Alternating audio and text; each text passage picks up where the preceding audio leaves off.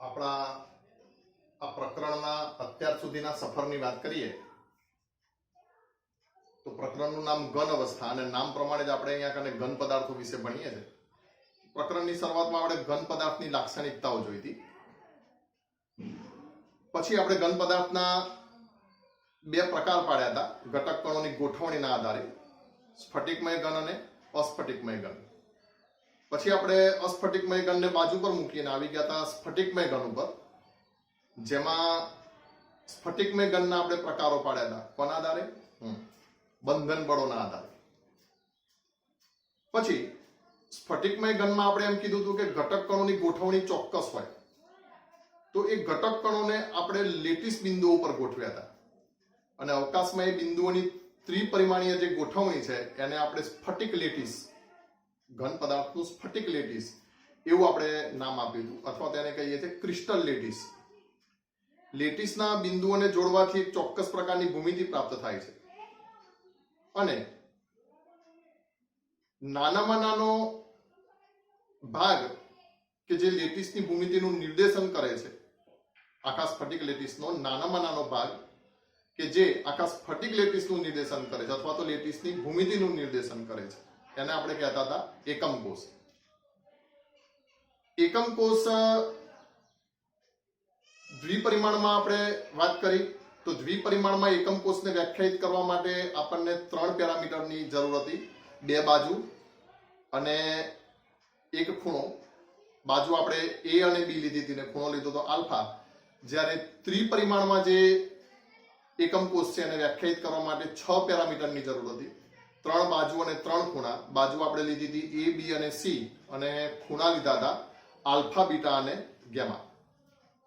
પછી વચ્ચે એ સ્ફટિક લેટિસની કેટલીક પદ્ધતિઓ, કેટલાક પ્રકારો, કેટલીક રચનાના પ્રકારો બુકમાં આપેલા છે, પણ આપણે લીધું હતું ઘનના પ્રકાર, એકમ કોષના પ્રકાર.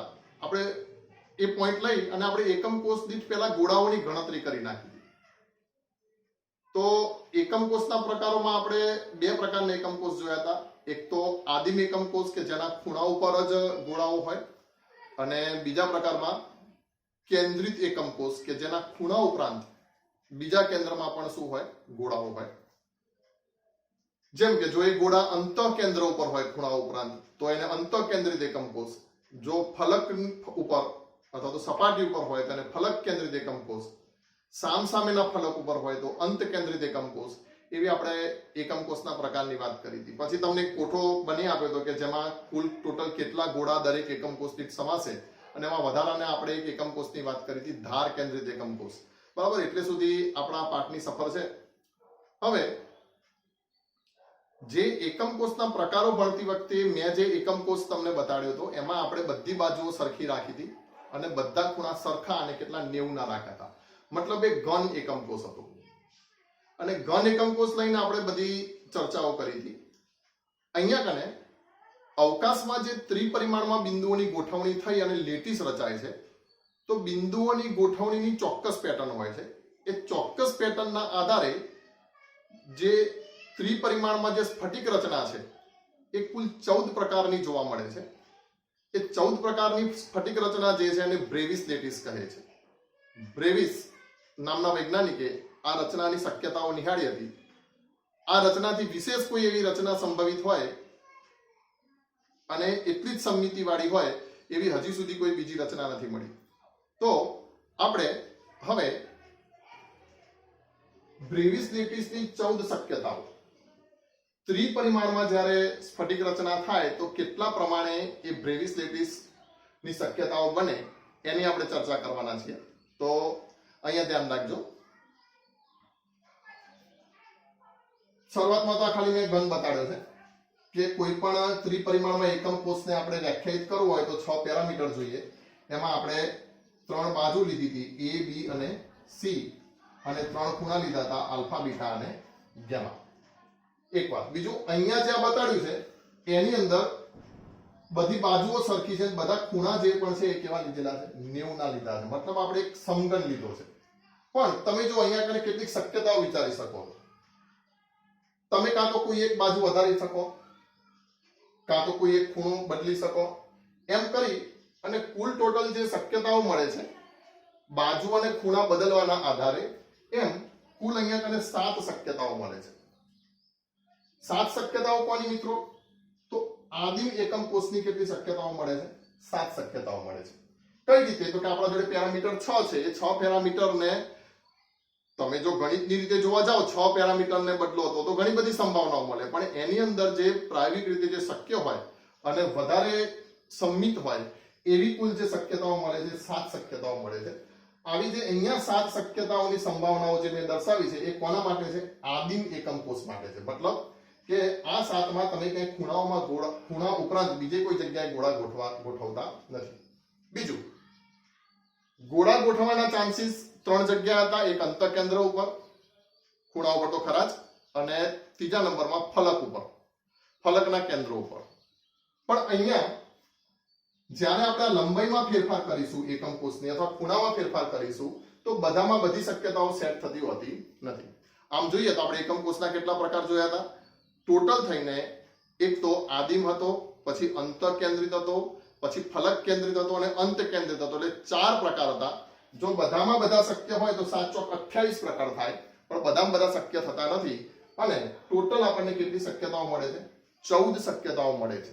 એ 14 શક્યતાઓ કઈ રીતે? તો પહેલા તો આપણે સાદું આ બોર્ડ ઉપરથી સમજી લઈએ, પછી આપણે ચાર્ટ દ્વારા આપણે એને સમજીશું. તો જો ધ્યાન રાખો, જો બધી જ બાજુઓ સરખી હોય, મતલબ કે a બરાબર b બરાબર c, અને બધા જ ખૂણા 90 ના હોય તો સ્વાભાવિક છે આપણે એને શું કહેશું? સમઘન. જેમ કે નવા વેપારનો પાસો, ચોકનો ડબ્બો, એ બધા કેવા આકારના હોય છે મિત્રો? સમઘન આકારના, કે જેમાં બધી બાજુઓ સરખી હોય અને બધા ખૂણા પણ સરખા હોય. હા, બીજું એક વચ્ચે કહી દઉં કે તમે જ્યારે તમારી ચોપડીને લઈને બેઠા હશો ને આમાંથી જોશો તો આમાં મેં થોડા ક્રમ બદલ્યા છે. કેમ? કારણ કે સંભવિત ક્રમો અહીંયા કને બિલકુલ એક પેટર્ન આપણે બનાવી છે. એ પેટર્નના આધારે અહીંયા ક્રમ રાખ્યા છે. જો સૌથી પહેલા આપણે શું કર્યું છે? ખૂણા તો 90 ના જ રાખ્યા છે પહેલા. તો પહેલા શું કર્યું? ત્રણેય બાજુ સરખી લીધી, પછી એક બાજુ જુદી કરી નાખી, ત્રણ બાજુ જુદી કરી નાખી. પણ એ દરમિયાન ખૂણા કેટલા રાખ્યા? ત્રણેયમાં 90 ના રાખ્યા. પછી તો ત્રણ બાજુ જુદી જુદી જ રાખી, બે ખૂણા 90 ના રાખ્યા, ખૂણા બદલવાનું ચાલુ કર્યા. ખ્યાલ આવે છે? અહીંયા એક ખૂણો બદલ્યો છે, અહીંયા બધા ખૂણા બદલ્યા છે. તો એવી રીતે એક પેટર્નમાં અહીંયા કને મેં મૂકેલું છે. અને આનાથી એક શોર્ટકટ પણ બને છે કે જે યાદ રાખવાથી તમે આ જલ્દીથી યાદ રાખી શકશો. તો જો અહીંયા કને ફરીથી બધી જ બાજુઓ સરખી અને બધા જ ખૂણાઓ 90 ના, તો એ સમઘન બને. સમઘન આકાર તમને ખબર છે. નંબર 2, જો બે બાજુઓ સરખી, ત્રીજી બાજુ કેવી હોય? જુદી હોય. દાખલા તરીકે જો હું અહીંયા કને આવી રીતે બે બાજુ સરખી, એટલે આ એક બાજુ સરખી બનાવું છું અને આ એક બાજુ જુદી બનાવી દઉં છું. જો ધ્યાન રાખજો, કઈ રીતે દોરવાની ધ્યાન રાખજો. દોરવાના આપણને કઈ પૂછાતા નથી, પણ છતાંય ઇમેજિનેશન કરવા માટે બિલકુલ કમ્પ્લીટ ના આવે તો કઈ નહીં, પણ આડું અવડું દોરતા આવડું જરૂરી. તો જુઓ, માની લો કે આ બાજુ A અને B બંને સરખી છે. હવે એમ ના કહેતા તો ટૂંકી દેખાય છે, ત્રિપરિમાણમાં આવી રીતે દોર્યું છે એટલે એવું લાગે છે. પણ આપણે ધારી લો કે આ બંને બાજુ સરખી છે અને આ બાજુ મેં લાંબી કરી નાખી. એ કઈ કરી નાખી? C. પણ ખૂણા હું બદલતો નથી. બધા જે ખૂણા છે એ ખૂણા કેટલા રાખું છું? 90 ના જ રાખું છું. જેમ કે આ ખૂણો 90 નો રાખ્યો, આ ખૂણો 90 નો રાખ્યો અને આ ખૂણો 90 નો રાખ્યો. તો અહીંયા શક્યતા શું થઈ? A બરાબર B does not equal to C. Alpha beta gamma બરાબર 90. એને આપણે શું કહેશું? ટેટ્રાગોનલ. ગોન શબ્દ આવે એ કોણનું નિર્દેશન કરે છે. જેમ કે ટ્રાયગોનલ એટલે ત્રિકોણ, પેન્ટાગોનલ એટલે પંચકોણ, ટેટ્રાગોનલ એટલે ચતુષ્કોણ. બરાબર, એક અર્થમાં યાદ રાખવા પડતું. તો આને શું કહીશું? આપણે ટેટ્રાગોનલ કહીશું. જેમ કે વ્યવહારિક ઉદાહરણ આપું તો તેલનો ડબ્બો, પતરાનો તેલનો ડબ્બો આવે છે ને, ઉપર તમને ખ્યાલ છે ચોરસ હોય, મતલબ લંબાઈ પહોળાઈ સરખી, પણ ઊંચાઈ જે છે કેવી થઈ જાય? જુદી થઈ જાય. તો એ ટેટ્રાગોનલ. પછી સ્વાભાવિક છે કે આ બે બાજુ સરખી રાખી. હવે આપણે શું કરીએ? ત્રણે બાજુ કેવી કરી નાખીએ? જુદી જુદી. મતલબ માની લો કે હવે આ કંઈક જુદી દોરવાનો તો કોઈ મતલબ નથી. અહીં તમે સમજી લો કે આ A, B અને C ત્રણે ત્રણ જુદા જુદા છે, પણ ખૂણા પાછા કેવા રાખીએ છીએ? 90 ના રાખીએ છીએ. તો એને આપણે શું કહેશું? ઓર્થોરોમ્બિક કહેશું. બરાબર? સમજો. તમે ઉદાહરણ તમે વિચારીને કહો કે વ્યવહારમાં આવું કોઈ ઉદાહરણ, જેમ કે માચિસ, દિવાસળીની પેટી, લંબાઈ પહોળાઈ ઊંચાઈ ત્રણે ત્રણ જુદા જુદા હોય ને, પણ ખૂણા કેવા હોય? 90 ના હોય. પછી કોમ્પ્યુટરનું CPU, ઈંટ, બરાબર? આવા ઘણા ઉદાહરણો તમે જોઈ શકો છો કે જેમાં બાજુઓ જુદી જુદી હોય પણ ખૂણા કેવા હોય? 90 ના હોય. ઓર્થોરોમ્બિક. પછી બાજુઓ જુદી જુદી છે, બે ખૂણા સરખા, પણ એક ખૂણો 90 નો ના હોય. માની લો એમ કહી દો કે આ આલ્ફા અને બીટા સરખા છે, પણ એક ખૂણો જે છે ગેમા એ 90 નો થતો નથી. મતલબ કે સેજ શું થઈ જાય છે? ક્રોસ થઈ જાય છે. તો આલ્ફા બીટા એબીસી તો જુદી જુદી જ છે, બે ખૂણા સરખા, પણ એક ખૂણો જે છે એ 90 નો થતો નથી. તો એને આપણે શું કહેશું? મોનોક્લિનિક. એ જ રીતે ત્રણે ત્રણ ખૂણા જુદા જુદા હોય, એટલું જ નહીં, જુદા જુદા હોય પણ 90 નો તો એક ખૂણો ના હોય. તો એને શું કહેશું? ટ્રાઇક્લિનિક.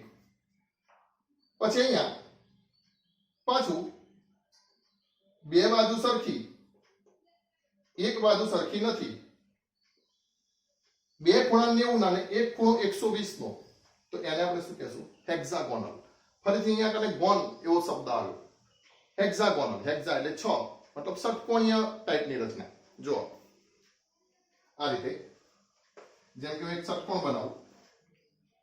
જો તમે એમને અહીંયા કને ષટકોણ બનાવીને જુઓ, એકદમ 2 ડાયમેન્શનમાં સમમિત ષટકોણ બનાવીને આપણે જોઈએ કે માન લો કે આ બધી બાજુઓ જે છે આ A અને B કેવી રાખીએ છે? સરખી રાખીએ છે. તો તમને ખ્યાલ છે અહીંયા કને આ જે ખૂણો થશે એ 90 નો થશે, પણ આ બે રેખા વચ્ચે જે ખૂણો થવાનો એ 90 જે છે એના કરતા કેવું થવાનું? મોટું થવાનું. ખબર વાત? તો અહીંયા કને આ ખૂણાઓ જે છે, આ સમતલ પરના જે ખૂણાઓ છે, આ ખૂણો, આ ખૂણો, આ ખૂણો, એ બધા કેવા હોવાના? 120 ના હોવાના. એક વાત. હવે બીજું, આને હવે આપણે માની લો કે બીજી એક બાજુ દોરીએ, જેમ કે આ ષટકોણનું સમતલ છે અને આને હવે આપણે લંબ દોરીએ. પણ તમને 3 ડાયમેન્શનમાં દેખાય એના માટે તમે દોરશો કઈ રીતે? ખાલી ધ્યાન રાખો. અહીંયા કને આપણે ષટકોણ તમારા નોટની અંદર જે દોરવાનો છે એ તમે જો દોરવાનો પ્રયત્ન કરો તો બિલકુલ સમમિત ષટકોણની આડો અવળો ષટકોણ થોડુંક દોરવો પડશે. જેમ કે જો મેં બે લીટી આ રીતે લીધી. હવે અહીંયા કને હું આવું કરી દઉં, આમ ષટકોણ.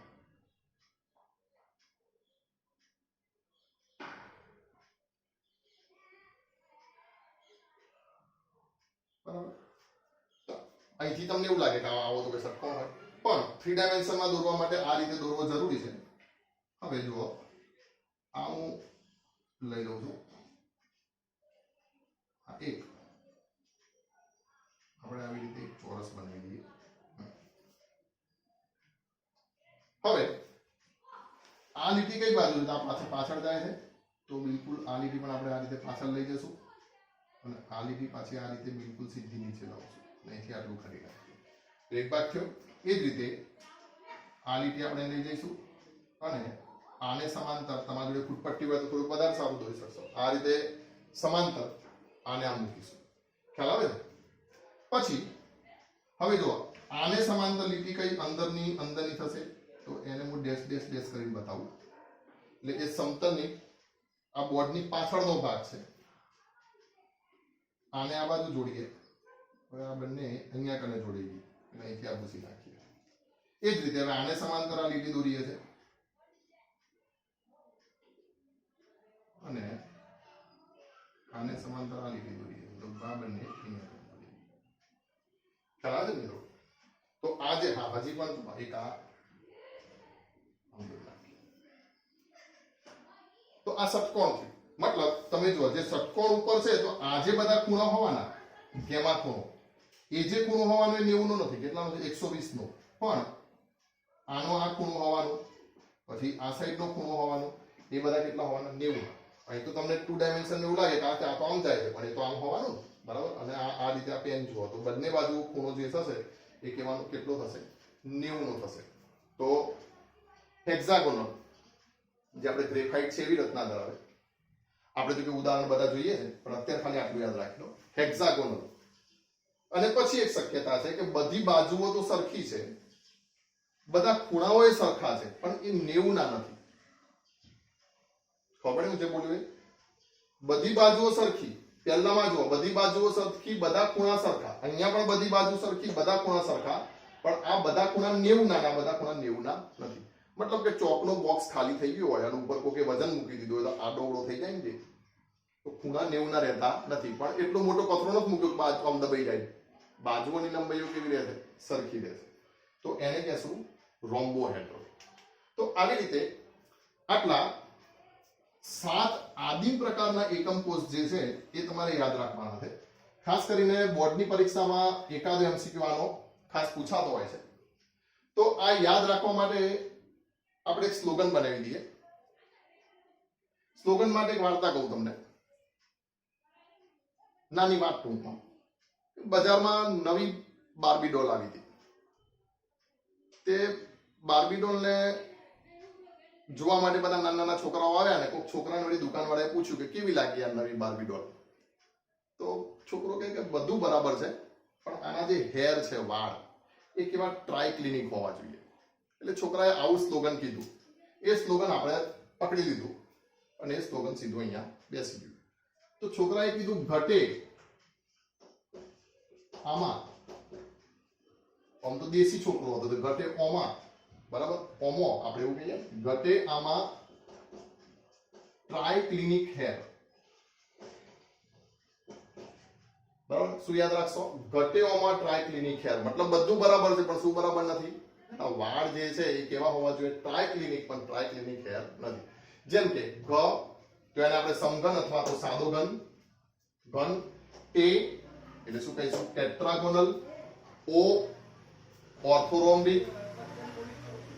મા અથવા તો મો મોનોક્લિનિક. પછી ટ્રાયક્લિનિક તો છે, ટ્રાયક્લિનિક. હે એટલે હેક્સાગોનલ અને ર એટલે શું કહીશું? રોમ્બોહેડ્રલ. બીજું આ કેવી રીતે મેચ કરશું? તો પહેલા તો તમે આ યાદ રાખી લો છો, ઘટિયામાં ટ્રાયક્લિનિક હેર. હવે જો અહીંયા કને આપણે એક ચોક્કસ પેટર્ન બનાવી છે. જેમ કે પહેલા આપણે 3 ખૂણા સરખા મૂકી દીધા છે. 3 વખત પહેલી 3 શક્યતાઓમાં બધા જ ખૂણા આપણે કેવા બતાવી દીધા છે? 90 ના બતાવી દીધા છે. બાજુઓમાં આપણે ફેરફાર લીધા છે. જેમ કે 3 બાજુ સરખી, અહીંયા એક બાજુ જુદી. 3 બાજુ સરખી તો સમઘન, એક બાજુ જુદી તો ટેટ્રાગોનલ, 3 બાજુ જુદી જુદી તો ઓર્થોરોમ્બિક. પછી અહીંયા હવે આ પેટર્ન આગળ લઈ જઈએ છે. મતલબ આગલા 3 ની અંદર તમે જોશો તો 3 બાજુ કેવી રાખશું? જુદી જુદી રાખીશું. પણ હવે ખૂણા બદલવાના ચાલુ કર્યા. અને નામ પણ એવું છે, જો મોનોક્લિનિક. આપણે યાદ રાખવા માટે આવો તુક્કો લગાવીશું કે એક ખૂણો 90 નો નથી રહ્યો. ક્લિનિક એટલે દવાખાનું, એક એટલે મોનો. એક ખૂણાને દવાખાનામાં મોકલી દીધો, બિચારો 90 નો રહ્યો નહીં, સીધો ઉભો નથી રહેતો, આડો અવળો થઈ ગયો. એટલે એને શું કહી દઈશું? મોનોક્લિનિક. યાદ રાખવા માટે અહીંયા 3 ખૂણા 90 ના નથી રહેતા, એટલે 3 ને દવાખાને મૂકી દીધા, એટલે ટ્રાયક્લિનિક. પછી આ હેક્સાગોનલ તો તમને ઇમેજિનેશન કરીને જ ખબર પડી જશે કે ભાઈ બે બાજુ સરખી પણ એક બાજુ જુદી. આલ્ફા બીટા બે ખૂણા 90 ના હોય, પણ હેક્સાગોનલમાં ખાસ યાદ રાખશો, એમસીક્યુમાં તમે ફટ દઈને હેક્સાગોનલ ક્લિક કરી શકો કે એમાં બરાબર કેટલો જોઈને? 90 120 ડિગ્રી જોઈને. તો એ શું થશે? હેક્સાગોનલ. અને પછી આ સીધું પુનરાવર્તન થાય છે છેલ્લું. જેમ કે a બરાબર b બરાબર c, આલ્ફા બરાબર બીટા બરાબર ગેમા બરાબર 90. અહીં બધું સરખું જ, પણ આ 3 ખૂણા સરખા પણ કેવા નહીં? 90 ના નથી. તો એને આપણે શું કહીએ છીએ? રોમ્બોહેડ્રલ. તો આટલું ઘટિયામાં ટ્રાયક્લિનિક હેર, એ રીતે તમે યાદ રાખો. પછી પરીક્ષામાં ખાસ કરીને આ પ્રકારની જે સ્ફટિક પ્રણાલી છે એના ઉદાહરણો પૂછાતા હોય છે. ઉદાહરણો આપણે એક ચાર્ટમાં જોઈએ છે, અને બીજા અહીંયા કને જે 7 છે પણ એની ટોટલ 14 શક્યતાઓ છે. 14 શક્યતાઓ ચાર્ટમાં બતાવું છું. જો અહીંયા મેં આવું લખ્યું છે 3 2 4 2 1 1 1. મતલબ તો સાદા ઘનમાં તમને ખબર છે કે કઈ જગ્યાએ આપણે ગોળા મૂકી શકીએ છીએ, અથવા તો સ્ફટિક પ્રણાલીની અંદર ખૂણા ઉપરાંત ફલક ઉપર પણ ગોળા મૂકી શકીએ છીએ, અને અંતકેન્દ્રમાં પણ આપણે શું કરીએ છીએ? ગોળા મૂકી શકીએ છીએ. તો 4 શક્યતાઓ આપણે જે જોઈ હતી એકમ કોષની, એ પહેલા મેં તમને એટલે ભણાવી નાખી હતી આના પહેલા, કે જેથી તમને આ વધારે સારી રીતે સમજી શકાય. તો જે 4 શક્યતાઓ તમે યાદ રાખો તો ફરીથી, એક તો આદિમ, બીજા નંબરમાં અંતઃકેન્દ્રિત, ત્રીજા નંબરમાં ફલક કેન્દ્રિત અને ચોથા નંબરમાં અંત કેન્દ્રિત, એમ 4 શક્યતાઓ બને છે. તો અહીંયા ઘનમાં 3 શક્યતાઓ બનશે એ પૈકીની. જેમ કે સમઘન તમે દોરો તો સાદો સમઘન આદિમ તો બધામાં હોવાનો જ છે, એટલે એક શક્યતા તો ખરી. આદિમ તો બધામાં હશે જ કે જેના ખૂણા પર હોય ગોળા. બીજું અહીંયા ફલક કેન્દ્રિત પણ બનશે અને અંત કેન્દ્રિત પણ બનશે. ટેટ્રાગોનલમાં માત્ર 2 શક્યતા બનશે, એક આદિમ બનશે અને બીજું અંત કેન્દ્રિત બનશે. ત્રીજું ઓર્થોરોમ્બિક. એક વખત એમસીક્યુ પૂછાઈ ગયો છે કે સૌથી વધારે શક્યતા એ કયા પ્રકારની સ્ફટિક પ્રણાલીમાં જોવા મળે છે, તો તેમાં ઓર્થોરોમ્બિક. મતલબ એની અંદર જે અંત કેન્દ્રિત રચના પણ જોવા મળે છે, સાદી રચના, આદિમ રચના પણ જોવા મળે છે, અંત કેન્દ્રિત અને ફલક કેન્દ્રિત એમ બધી રચના જોવા મળે છે. એ જ રીતે ચાર્ટમાં બતાવવાનું છે, જો ફટાફટ કહું છું, અહીંયા આગળ બીજી 2 રચના જોવા મળશે અને આ 3 જે છે એ માત્ર આદિમ પ્રકારના જ એકમ કોષ હોય છે. એની અંદર કોઈ સેન્ટર ઉપર ગોળા ગોઠવવાની શક્યતા રહેતી નથી. તો આટલા તમે 7 જે છે એ 7 બ્રેવિસ લેટિસની શક્યતાના 7 આદિમ એકમ કોષો ઉતારી લો. પછી એમાં કઈ કઈ શક્યતાઓ હોય છે એ આપણે જોઈએ.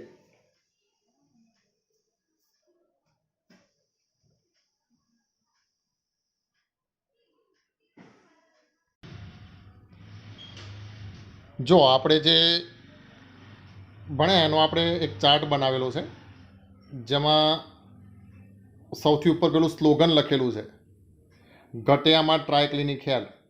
દેખાય છે ને, આ ગ તે આ માં ટ્રાયક્લિનિક હેર, બરાબર. તો એ ઘટેઆમાં ટ્રાયક્લિનિક હેર એ આપણે સ્લોગન બનાવ્યું. ગ એટલે ગન, તે એટલે ટેટ્રાગોનલ, આ ઉપરથી ઓર્થોરોમ્બિક, મા ઉપરથી મોનોક્લિનિક, ટ્રાયક્લિનિક તો ટ્રાયક્લિનિક જ છે, હે ઉપરથી હેક્ઝાગોનલ અને ર ઉપરથી રોમ્બોહેડ્રલ. હવે આ ત્રિપરિમાણમાં આપણે બ્રેવિસ લેટિસની જે શક્યતાઓ છે એ જોઈએ. તો જો સૌથી પહેલાં એના મેં પેરામીટર બતાડેલા છે, જેમ કે A બરાબર B બરાબર C અને આલ્ફા બરાબર બીટા બરાબર ગેમા એ 90 હોય તો ગન, જે આપણે જોયું. એના જે ઉદાહરણો છે એ ઉદાહરણોમાં NaCl, ઝિંક બ્લેન્ડ, કોપર એ બધાનો સમાવેશ થશે. મેન તો મારે તમને ખાસ આ બતાવ્યું છે, ઉદાહરણ તો તમે બુકના પાનામાંથી પણ જોઈ શકશો. અહીંયા જે શક્ય વિચલન છે એ કેટલા પ્રકારના? 3 પ્રકારના શક્ય વિચલન છે. મતલબ આ જે ઘન એકમ કોષ છે આદિમ પ્રકારનો પણ હોઈ શકે. જો આદિમ પ્રકારના તો બધા હોય જ, જે આપણે 7 બતાવ્યા એ. ઉપરાંત કયો હોઈ શકે? તો અંતઃ કેન્દ્રિત હોઈ શકે અને ફલક કેન્દ્રિત હોઈ શકે. પછી એ જ રીતે બીજો જુઓ, ટેટ્રાગોનલ, જેમાં એક બાજુ જુદી છે, જેના ઉદાહરણમાં સફેદ ટીન છે, SnO2, tin dioxide, titanium dioxide, calcium sulphate. અહીંયા જે વિચલન છે એ 2 પ્રકારના છે, આદિમ અને અંત કેન્દ્રિત. ખ્યાલ આવે છે ને? આદિમ તો બધામાં હોય જ, પણ આદિમ ઉપરાંત બીજું કયું વિચલન જોવા મળે છે? એમાં અંત કેન્દ્રિત. આમાં ફલક કેન્દ્રિત જોવા મળતું નથી. પછી ત્રીજા નંબરમાં 3 બાજુઓ જે છે જુદી જુદી છે અને 3 ખૂણા તો આપણે 90ના જ રાખ્યા, જેને આપણે ઓર્થોરોમ્બિક કહેતા હતા. તમને ખ્યાલ છે, રોમ્બિક સલ્ફર, મોનોક્લિનિક સલ્ફર એવું આવતું ને આગળ ભણાવવામાં. પછી KNO3, BaSO4. એની અંદર જે વિચલન જે છે એ તમને જોવા મળશે. અહીંયા જો વિચલન લખેલું દેખાતું નથી, પણ તમે એમને જ અંદાજો લગાડી શકો. જેમ કે પહેલામાં ખૂણા ઉપર ગોળા નથી, ખૂણા સિવાય બીજે ક્યાંય ગોળા નથી, તો એ આદિમ છે. પછી બીજામાં અંત કેન્દ્ર પર ગોળો દેખાય છે, તો કયું છે? અંત કેન્દ્રિત છે. ત્રીજું કયું છે? આ ફલક કેન્દ્રિત છે. બરાબર. એ જ રીતે ચોથું જુઓ, A does not equal to B does not equal to C. Alpha અને બીટા 90 ના, પણ ગેમા 90 ના નથી. મતલબ કે એક ખૂણો આપણે દવાખાને મોકલી દીધો, એટલે કે મોનોક્લિનિક. તો Na2SO4 × 12H2O એનું ઉદાહરણ થશે. એમાં આપણને આદિમ અને અંત કેન્દ્રિત, અહીંયા ધ્યાન રાખજો ખાસ, અંતઃની પણ શું? અંત કેન્દ્રિત, એમ 2 પ્રકારના વિચલન આપણને જોવા મળશે. પછી ABC 3 બાજુઓ જુદી જુદી છે અને 3 ખૂણા જે છે એ 90 ના નથી. મતલબ ટ્રાયક્લિનિક, જેમાં Cr2O7 મતલબ H3BO3, પછી CuSO4 × 5H2O, એ બધા આપણે ઉદાહરણ અહીંયા કને લીધા છે. એમાં માત્ર ટ્રાયક્લિનિક જે છે એમાં માત્ર ને માત્ર કેવો એકમકોષ જોવા મળશે? આદિમ જોવા મળશે. આનો થોડોક એકમકોષનો એંગલ બદલ્યો એટલા માટે છે કે તમે જોઈ શકો છો કે ખૂણાઓ જે છે એ આમાં 90ના એકે દેખાતા નથી. પછી ઘટિયામાં ટ્રાયક્લિનિક હે ઉપરથી શું આવશે? હેક્ઝાગોનલ. તો એક બાજુ જુદી છે, બે ખૂણા 90ના છે, અને ગેમા ખૂણો જે છે એ કેટલો છે? 120નો છે. ગ્રેફાઇટ, જેડેનો, ઝિંક ઓક્સાઇડ, સીડીએસ એ બધા આ પ્રકારના બંધારણો ધરાવે. એમાં અહીંયા કને પણ એક જ રચના છે, આદિમે જોઈ શકો છો. પછી એ જ રીતે રોહમ્બોહેડ્રલ, એટલે કે A = B = C, પાછું પુનરાવર્તન થાય છે પહેલાંનું જ, પણ ખૂણાઓ સરખા પણ કેવા? 90ના નહીં. જેમ કે સિન્નેબાર, HGS, મર્ક્યુરિક સલ્ફાઇડ, CaCO3, કેલ્સાઇટ એનું આ ઉદાહરણ છે, જેમાં પણ ખાલી તમને કેવો? આદિમ એકમકોષ જોવા મળશે. એટલે તમે અહીંયા કને ટોટલ હવે જોવા જે શક્યતા હોય એ કેટલી શક્યતા થઈ? તો જુઓ, સૌથી પહેલાં ઘનની અંદર જે શક્યતા જોવા મળે છે 3 પ્રકારની, ટેટ્રાગોનલમાં 2 પ્રકારની, એટલે 3 ને 2 5 થઈ. સૌથી વધારે શક્યતા શેમાં જોવા મળે? તો ઓર્થોરોમ્બિકમાં, એટલે 5 ને 4 9 થઈ. મોનોક્લિનિકમાં બીજી 2, એટલે 9 ને 2 11. ટ્રાયક્લિનિકમાં 1, એટલે 12. હેક્ઝાગોનલમાં 1, એટલે 13. અને રોમ્બોહેડ્રલમાં 1, એટલે 14.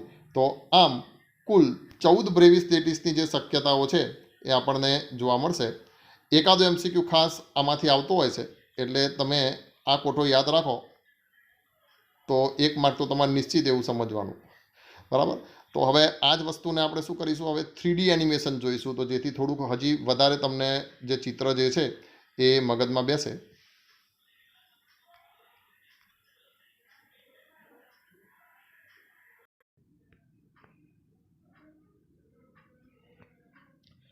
જો આ 14 શક્યતામાંથી એક સિમ્પલ ક્યુબિક લેટિસ,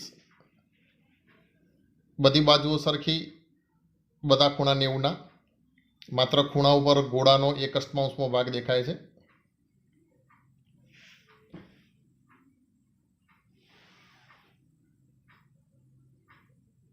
આનું જે બીજું વિચલન છે એ હવે આવશે. એ પણ અહીંયા સાદા ઘનની જ વાત કરશે. આ બોડી સેન્ટર ક્યુબ, મતલબ અંતઃકેન્દ્રિત ઘન છે, જેને ટૂંકમાં BCC પણ કહેવાય. અહીંયા પણ જો પેરામીટર બધા એના જ છે, પણ માત્ર ફરક શું છે? એના કેન્દ્રમાં ગોળો આવેલો છે.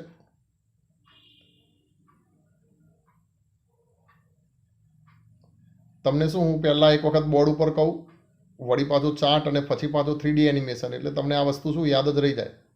તમારે ખાલી નોંધવાનું છે. આપણે આના MCQ પણ પછી જોશું. આમાં ત્રીજું વિચલન છે ફલક કેન્દ્રિત. ફલક કેન્દ્રિત ઘન, ફેસ સેન્ટર્ડ ક્યુબ, એને ટૂંકમાં FCC પણ કહેવાય. અહીંયા બાજુઓ સરખી છે, પેરામીટર બધા એના જ છે, અને ફલક ઉપર અડધા અડધા ગોળા દેખાય છે. જુઓ, પેલો ચાર્ટ મેં તમને બતાવીને જોયો ને, એમાં એક Cr2O7 લખેલું છે. એવું કોઈ પદાર્થ ના હોય મિત્રો, એ લગભગ ભૂલથી ખોટું છપાઈ ગયું છે. K2Cr2O7 એવું તમે યાદ રાખજો. જો કે તમે ચોપડી જોશો એટલે ખ્યાલ આવી જશે, પણ મેં કીધું હવે એને સુધારવામાં પાછું ઘણું બધી મહેનત થતી, એટલે મેં કીધું તમને પછી એનિમેશન દરમિયાન કહી દઉં. સિમ્પલ ટેટ્રાગોનલ, બરાબર. ટેટ્રાગોનલમાં પણ એક તો સાદો ટૂંકમાં, એટલે જો આ ચોથા નંબરનો છે. અહીંયા કાન તમે જોઈ શકો છો કે એક બાજુ જુદી બતાડી છે, બાકીની 2 બાજુ જો અહીંયા 3 ડાયમેન્શનમાં અહીંયા જોશો તો તમને ખ્યાલ આવશે કે 2 બાજુ સરખી છે. અને ખૂણા 90ના, મતલબ જે પણ બાજુ છે બધી બાજુ અક્ષો ઉપર જ છે. જેમ કે લાલને X કરો, વાદળીને ગણો, લીલી અક્ષ જે દેખાય છે ને Z ગણો. બરાબર. જો કે મારે બહુ કહેવાની જરૂર નથી, હવે તમને અહીંયા ખ્યાલ આવી જ જતો હશે. આની અંદર એક આદિમ તો હતું. બીજું કયું વિચલન જોવા મળે? તો બોડી સેન્ટર્ડ ટેટ્રાગોનલ હોય, મતલબ અહીંયા કને આપણે બોડી સેન્ટર એટલે કે અંતઃકેન્દ્રમાં આપણે એક ગોળો મૂકીશું. બરાબર. પેરામીટર એના જ છે, એક બાજુ જુદી, જે તમે જોઈ શકો છો.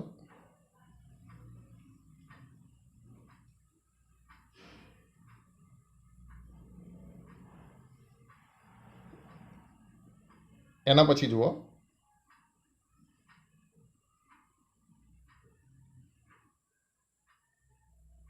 બે વિચલન હતા.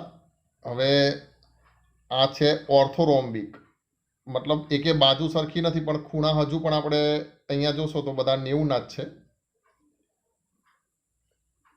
તો સિમ્પલ ઓર્થોરોમ્બિક 6થા નંબરનું.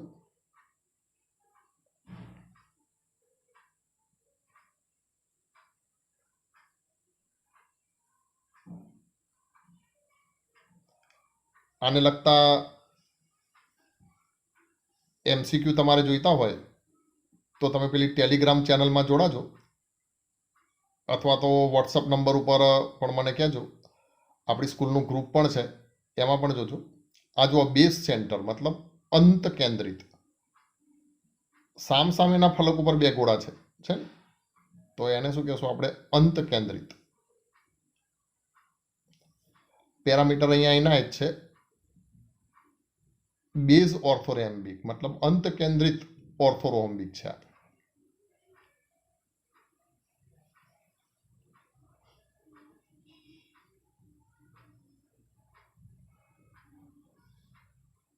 આના પછી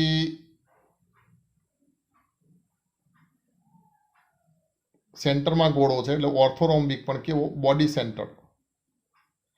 નંબર 8. તમને ખબર છે 4 તો આ પ્રકારના જ જોવા મળે છે. આમાં બધા જ પ્રકારના વિચલનો જોવા મળે છે. Body centre ઓર્થોરોમ્બિક.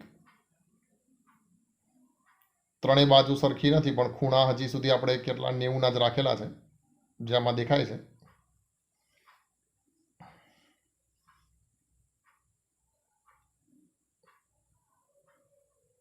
ગુજરાત સરકારની જ એક બુક છે, તમને ઓનલાઈન એ મળી રહેશે GSEBની વેબસાઇટ પરથી. એમાં સરસ રીતે બધા ટોપિક વાઇઝ MCQ આપેલા છે. એની સાથે તમે પ્રેક્ટિસ કરજો, નહીં તો તમે મને કહેજો, હું મોકલી આપીશ એ બુક તમને. 9મું જવાબ ફેસ સેન્ટર ઓર્થોરોમ્બિક, ફલક કેન્દ્રિત ઓર્થોરોમ્બિક. પેરામીટર તમને ખ્યાલ છે, બાજુઓ સરખી નથી, ખૂણા બધા 90ના છે. તો આ 9મા નંબરનો ઘન તમે જુઓ છો. ઘન તો ના કહી શકાય પણ 9મા નંબરની શક્યતા તમે જુઓ છો. છે ઘન, છે ક્યુબ, પણ શું નથી? સાદો ઘન, સમઘન નથી ટૂંકમાં. હવે જો અત્યાર સુધી તમે જે જોયું ને એમાં બધાના ખૂણા 90ના હતા. આ ટ્રાયગોનલ છે, સિમ્પલ ટ્રાયગોનલ. મતલબ અહીંયા બાજુઓ તો સરખી છે પણ જે ખૂણો જે છે એ 90નો નથી. ને અહીંયા એક વધારાની પણ માહિતી છે. જો 90ના નથી પણ 120 કરતાં તો નાના જ છે એમ. એટલે તમે જો અક્ષો જે છે એ સમતલ બતાવેલા છે, X, Y અને Z, જેની પર અક્ષો છે પણ અક્ષોથી આ વિચલિત થઈ ગયેલા. મતલબ જો એક લાલ કલરની જે અક્ષ દેખાય ને એ અક્ષ ઉપર જ બાજુ બરાબર છે, બાકી બે અક્ષો જે છે એ બાજુ નથી. ખ્યાલ આવે છે વાત? લાલ કલરની અક્ષ જુઓ, એ બાજુ તમને ખ્યાલ આવશે કે અક્ષ ઉપર. હવે બાકીના બે અક્ષ ઉપરથી ધાર વિચલિત થઈ જાય એટલે ખૂણા સ્વાભાવિક છે એકે 90ના રહેવાના નથી. પણ છતાંય ખૂણાની ખાસિયત એ છે કે સરખા જળવાઈ રહે છે.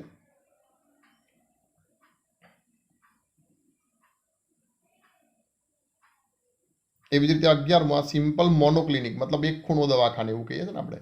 તો આ બીટા 90નો નથી, આલ્ફા ગેમા તમે ગમે તે કહી શકો, પણ એક ખૂણો 90નો નથી એવું આપણે કહેવાનું. એમાં જેવું નહીં કે આલ્ફા જ ને બીટા જ ને. અહીંયા જો લીલી અક્ષ પણ એની મૂળ જગ્યાએ છે. સમતલની અક્ષો તો બરાબર બતાડેલી જ છે, જે સમતલ ઉપર દેખાય અક્ષો છે, પણ જો ધાર જે છે એ વિચલિત થઈ ગઈ છે. આમાં તમે જુઓ કઈ કઈ ધાર દેખાય છે. તો લીલા કલરની ધાર અને અક્ષ બરાબર છે, પછી લાલ કલરની અક્ષ ઉપર જ ધાર છે, પણ વાદળી કલરની અક્ષ ઉપર જો ધાર નથી. તો બેમાં જળવાઈ રહે છે, એકમાં નથી જળવાતો. એટલે એક ખૂણો જે છે એ શું છે? બદલાઈ જાય છે, બીટા ખૂણો, જે 90નો રહેતો નથી. હવે 12મો નંબર, એનું આ બીજું વિચલન છે મોનોક્લિનિકનું, બેઝ સેન્ટર મતલબ અંત કેન્દ્રિત.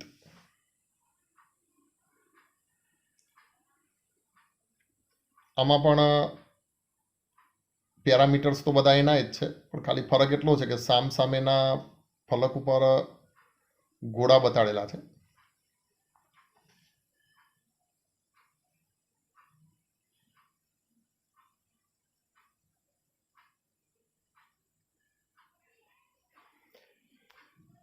એટલા માટે આ કાલનો વિડીયો થોડોક નાનો રાખ્યો હતો. મેં કીધું અડધો અડધો આ મજા નહીં આવે, એટલે આજનો થોડોક મોટો થશે વિડીયો, પણ તમે એને બરાબર ધ્યાનથી જોજો. પરીક્ષા માટે અગત્યનો ટોપિક છે. ખાસ એક એમસીક્યુમાં પૂછાતો હોય છે. થિયરિકલી એવો કોઈ પ્રશ્ન નથી પૂછાયો કે ભાઈ આના આટલા પ્રકારની શક્યતાઓ વર્ણવો, પણ એમસીક્યુ ખાસ આવતો હોય છે. આ જુઓ, સિમ્પલ હેક્ઝાગોનલ. અહીંયા તમને એમ થશે કે આ હેક્ઝાગોનલ કીધું, પણ એમાં ષટકોણ તો દેખાતો નથી, પણ એનો અડધો ભાગ બતાડ્યો છે. એક એકમ કોષ એના અડધા ભાગથી થાય. જેમ કે આ વાદળી અક્ષ જે સેન્ટર ગણો અને આખો ગોળો તો જો તમે ફેરવી દો તો એ ચોથો ભાગ છે. તો એવી રીતે તમે આખો ખૂણો કરો ને તો એ ષટકોણ જ થઈ જશે. એટલે એનો એક ભાગ બતાડ્યો છે, જેમાં ત્રીજી બાજુ એ જુદી છે અને એક ખૂણો જે છે કેટલો છે, 120નો છે. ગેમા ખૂણો જે 120નો થશે અને આલ્ફા બીટા જે છે 90નો થશે. આપણે આગળ ક્લોઝ પેકિંગ રચના ભણીશું, એમાં હું તમને બતાવીશ કે ષટકોણ જે છે એ જ આમ તો એનો ભાગ પાડીને તમે આવી રચના બનાવી શકો છો.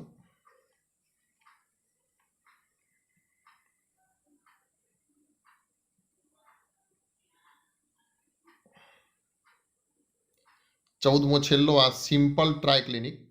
ત્રણેય ખૂણા દવાખાનામાં, મતલબ એક એક ખૂણો જે છે 90નો નહીં હોય. એટલે અહીંયા તમે જોશો તો ત્રણે ત્રણ અક્ષ જે છે એ ત્રણેય અક્ષો ઉપર સ્ફટિકની ધાર સેટની થતી હોય છે. ધાર પીળી છે ને અક્ષો વાદળી, લાલ અને લીલી બતાડેલી છે. બધી બાજુથી આ પાછા ફેરવીને બતાવશે અને તમને કહેશે કે જો એકે ધાર નથી સેટ થતી છે.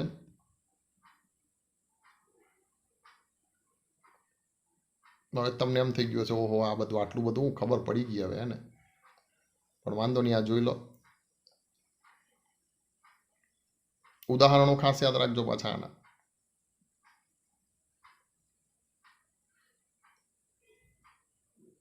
બરાબર, ચલો તો હવે મળીએ વળી પાછા કાલે એક નવા વિડીયો સાથે.